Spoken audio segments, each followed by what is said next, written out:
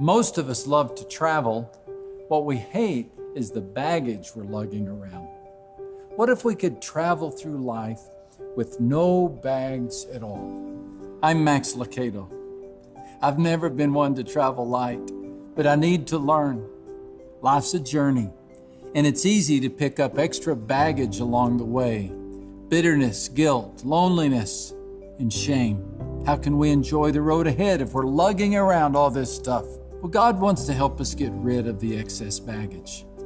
And I don't know about you, but I am ready to start traveling light.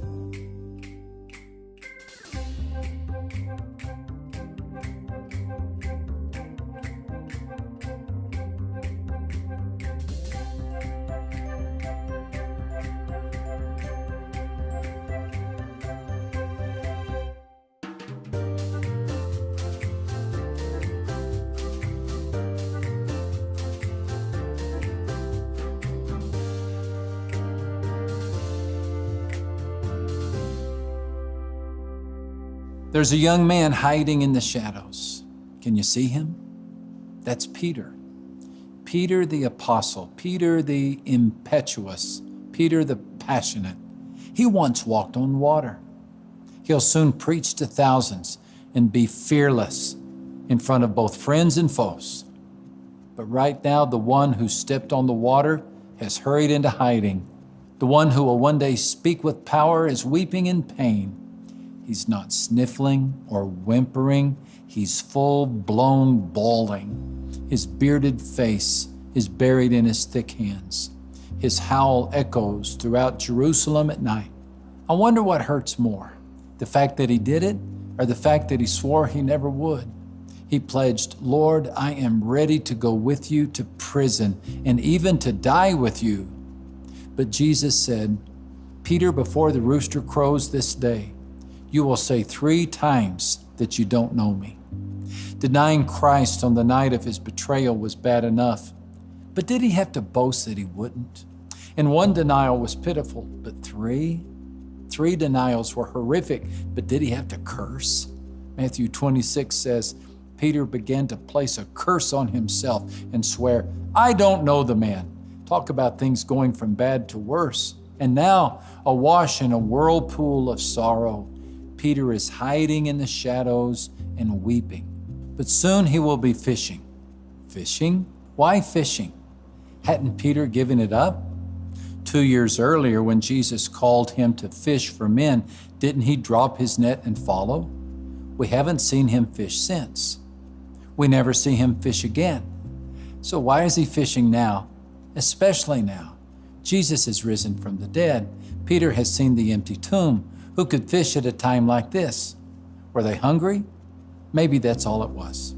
It's possible the expedition was born out of growling stomachs, but then again, maybe it was born out of a broken heart. You see, Peter could not deny his denial. The empty tomb didn't erase the crowing rooster. Christ had returned, but Peter must have wondered, after what I did, would he return for someone like me? Surely we can relate. Is Peter the only person to do the very thing he swore he'd never do? Infidelity is behind me. From now on, I'm going to bridle my tongue. No more shady deals. I've learned my lesson. Oh, the volume of our boasting. And oh, the heartbreak of our shame. Rather than resist the flirting, we return it. Rather than ignore the gossip, we share it. Rather than stick to the truth, we shade it. And the rooster crows. And the conviction pierces. And Peter has a partner in the shadows. We go back to our old lives. We return to our pre-Jesus practices and do what comes naturally rather than what comes spiritually. And we question whether Jesus has a place for folks like us. Jesus answers that question. He answers it for you and me and all who tend to peter out on Christ. His answer came on the shore of the sea in a gift to Peter. Do you know what Jesus did? He invited Peter to breakfast. Jesus prepared a meal. What a sight. They reached the shore only to find Jesus next to a fire of coals. The fish were sizzling and the bread was waiting, and the defeater of hell and the ruler of heaven invited his friends to sit down and have a bite. No one could have been more grateful than Peter. The one Satan had sifted like wheat was eating bread at the hand of God. Peter was welcomed to the meal of Christ. Right there for the devil and his tempters to see, Jesus acted much like the shepherd described in Psalm 23 and verse 5, when he said, "You prepare a table before me in the presence of my enemies." Let's look closer at what exactly the shepherd does. Having guided the flock through the valley to the alplands for greener grass, the shepherd must prepare the pasture. This is new land, so he must be careful. Ideally, the grazing area will be flat. The shepherd searches for poisonous plants and ample water. He looks for signs of danger, wolves, coyotes, and let's not forget snakes. Adders are small brown reptiles that live underground, and they're known to pop out of their holes and nip sheep on the nose.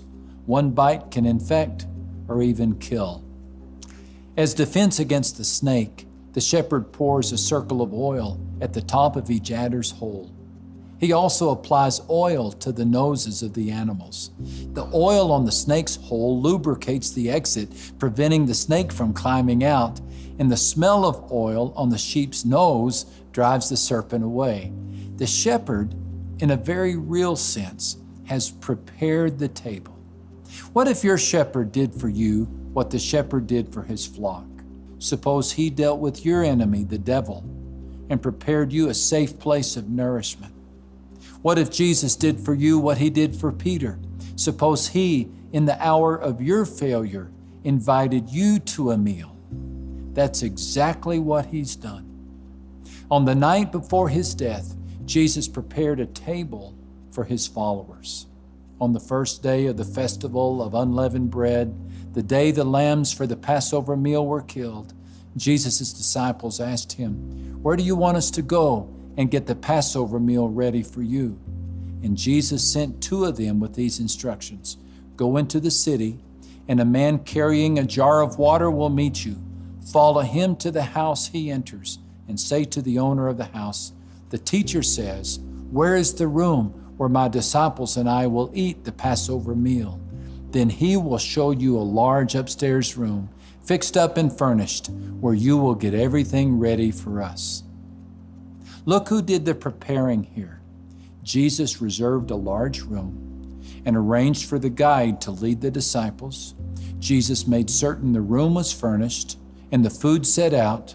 What did the disciples do? They faithfully complied and they were fed.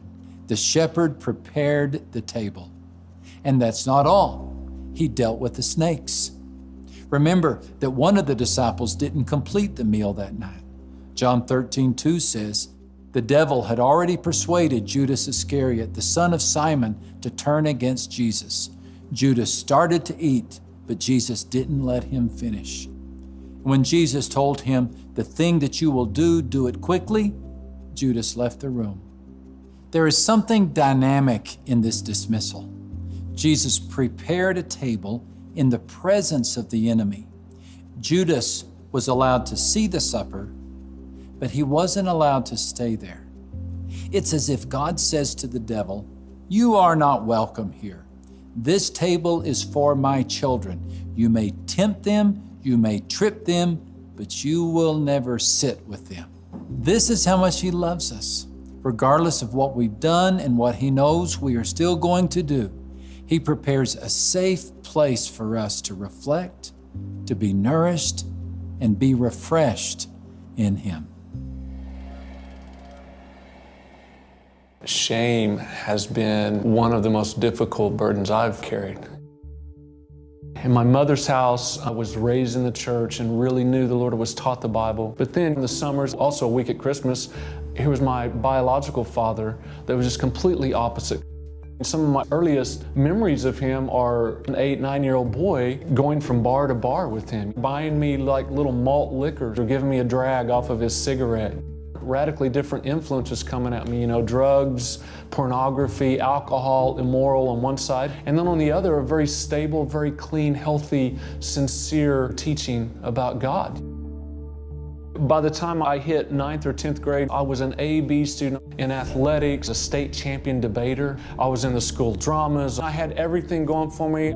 And then a seed of doubt took hold.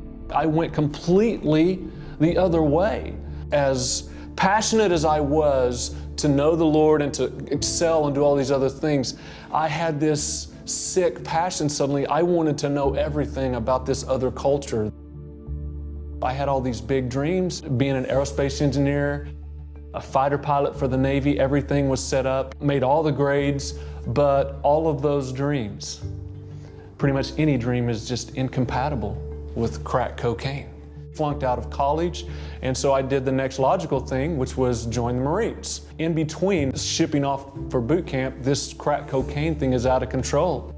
This crack cocaine addiction costs a lot of money. I get a gun from my house and I commit armed robbery. I remember a hesitation of like, I knew what I was doing. And it was at that point in my life, that's one of the biggest decisions I've ever made. It was bad.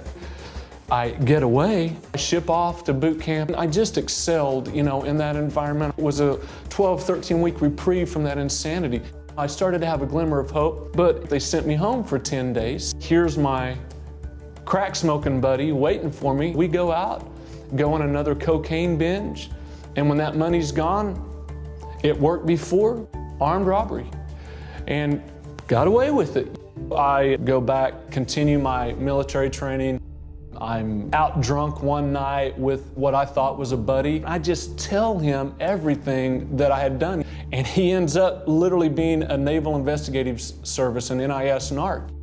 A couple of days later, I'm called out of class to my CO's office. And when I come in the door, there's this big manila envelope, and it had Creek County stamped on it. And I knew. I instantly knew what was about to happen, that everything was coming to a screeching halt. I was extradited to Oklahoma, was sentenced. I began serving time. When I came out on parole that first time, if I was a maniac before, I'm a madman now. I turned 21 in prison, made parole 14 months later. And I was kind of proud that I had this new shock value. Yeah, I've been to prison.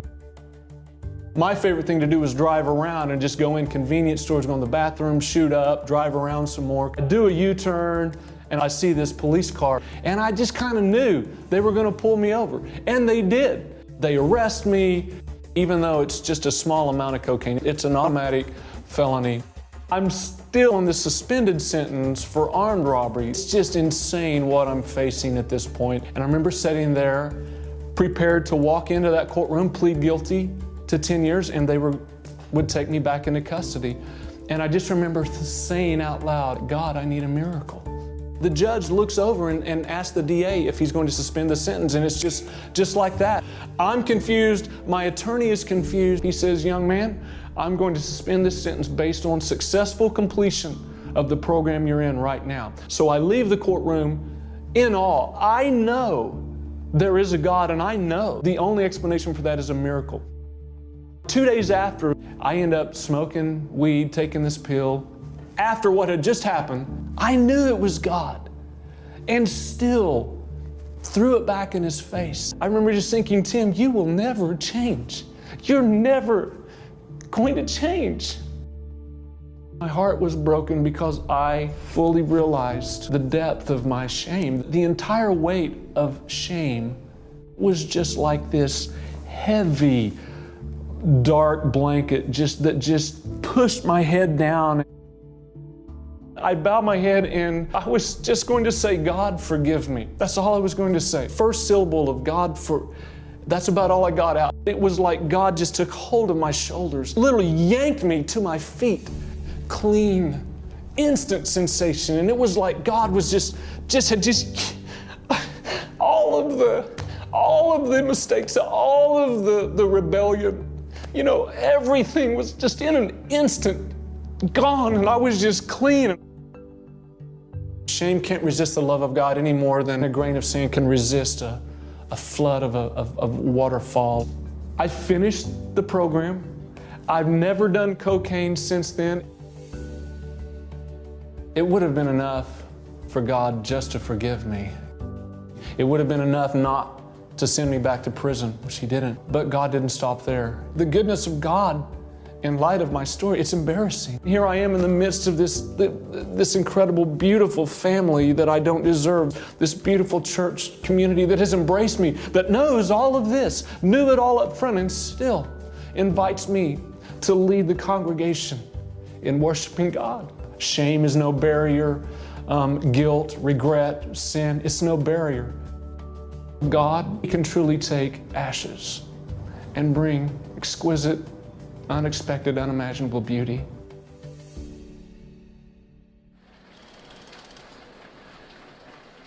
Jesus knows our every need, but like Peter, we often doubt and question if there is really a place for us at His table. That's why at the Last Supper, Jesus issued a tender reminder to every one of us. According to Matthew 26, while passing the cup, Jesus said, "Every one of you drink this. This is my blood, which is the new agreement that God makes with His people. And this blood is poured out for many to forgive their sins." Notice it wasn't just for those who felt they deserved it. He said, "Every one of you drink this. Those who feel unworthy, drink this. Those who feel ashamed, drink this. Those who feel embarrassed, drink this." Let me tell you about a time when I felt all three: unworthy, ashamed, and embarrassed. By the age of 18, I was well on my way to a drinking problem. My system had become so resistant to alcohol that a six-pack of beer had little or no impact on me. At the age of 20, God not only saved me from hell after this life, He saved me from hell during it. Only He knows where I was headed, but I think I have a pretty good idea. For that reason, part of my decision to follow Christ included no more beer, so I quit. But curiously, the thirst for beer never left. It hasn't hounded me or consumed me, but 2 or 3 times a week, the thought of a good beer sure sounds enticing, so I have to be careful. Non-alcoholic beers have no appeal. You see, it's not the flavor of the drink that's tempting, it's the buzz. But for more than 20 years, drinking has never been a major issue. A couple of years ago, however, it nearly became one. I lowered my guard a bit. It started with the thought, one beer with barbecue won't hurt. Then the next time it was with Mexican food. Then there was a time or two with no food at all. Over a period of 2 months, I went from no beers to maybe 1 or 2 a week. For most people, that's not a problem, but for me, it could have become one. You know when I began to smell trouble? One hot Friday afternoon, I was on my way to speak at our annual men's retreat. Did I mention the day was hot? Brutally hot. I was so thirsty, a soda wouldn't do. So I began to plot. Where could I buy a beer and not be seen by anyone I knew? With that thought, I crossed the line. You see, what's done in secret is best not done at all. But I did it anyway. I drove to an out-of-the-way convenience store, parked, and waited until all patrons had left. I entered, bought my beer, held it close to my side, and hurried to the car. And that's when the rooster crowed. It crowed because I was sneaking around. It crowed because I knew better. It crowed because, and this really hurt, the night before I'd scolded one of my daughters for keeping secrets from me. And now what was I doing? I threw the beer in the trash and I asked God to forgive me. A few days later, I shared my struggle with the elders of our church and some members of the congregation who were happy to chalk up the matter to experience and move on, but I couldn't. The shame plagued me. Of all the people to do such a thing, so many people could be hurt by my stupidity. And of all the times to do such a thing, on the way to minister at a retreat, what hypocrisy. I felt like a bum. I felt like Peter. And while forgiveness found its way into my head, the elevator designed to lower it to my heart was out of order. To make matters worse, Sunday rolled around and I found myself on the front row of our church awaiting my turn to speak. Again, I had been honest with God, honest with the elders, honest with myself, but still I struggled. Would God want a guy like me to preach? Did I really still have a place at his table? Well, the answer came in the form of supper, the Lord's Supper. The same Jesus who had prepared a meal for Peter had prepared one for me. The same shepherd who had trumped the devil trumped him again. And the same Savior who had built a fire on the shore stirred a few embers in my heart. Every one of you drink this. And so I did. It felt good to be back at the table. And what was true for me is true for you.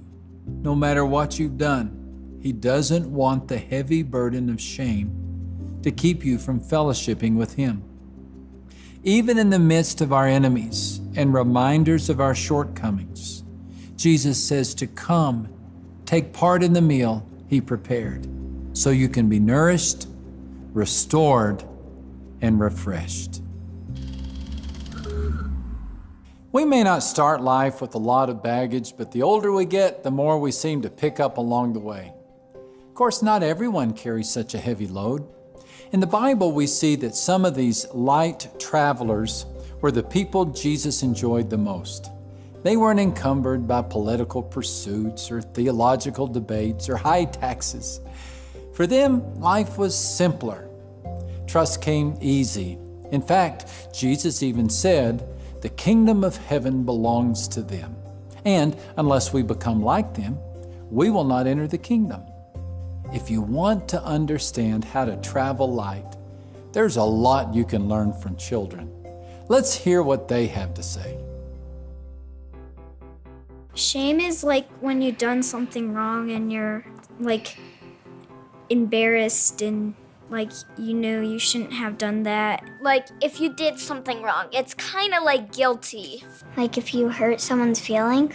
I felt shame when I put deodorant on my dad's toothbrush. I flushed my mom's book down the toilet. When he woke up, he said last night it tasted terrible. Me and Ash were running around the house and my dad told us not to and we kept running around. The action just comes right out of you without knowing it. It just comes right out. It's like super hard. And I felt ashamed, but at least he didn't give us a spanking. I got rid of the shame by telling my dad that I did it. I told her because I told her. I tell people I'm sorry.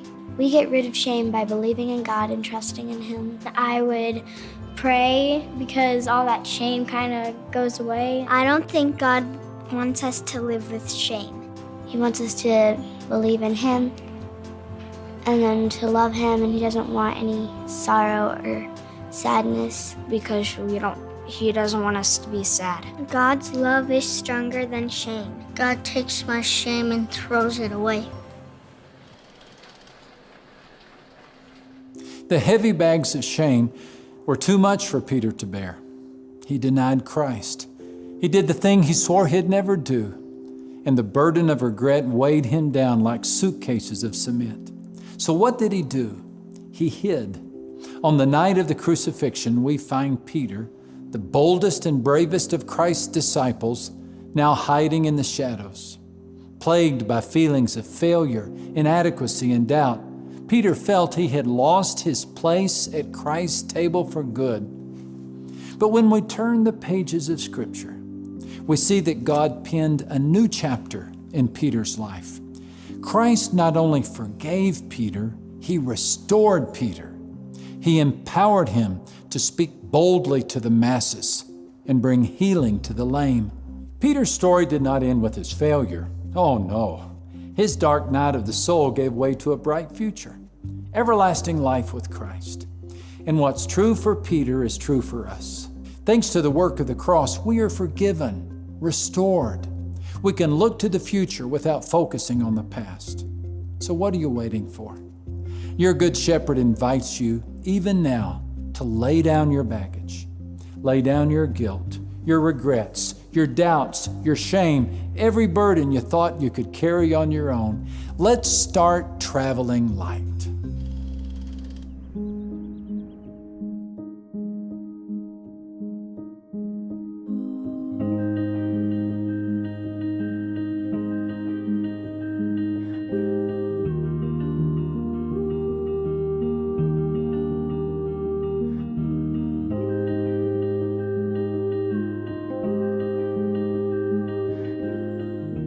The Lord is my shepherd. I shall not want. He makes me to lie down in green pastures. He leads me beside the still waters.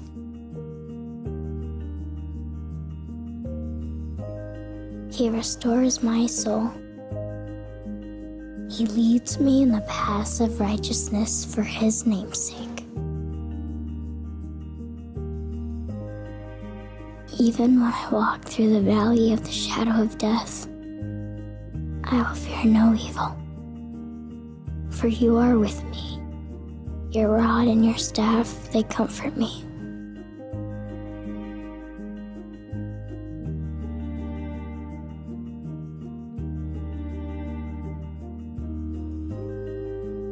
You prepare a table before me in the presence of my enemies.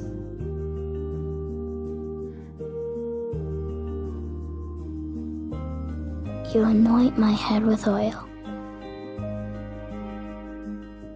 My cup runs over.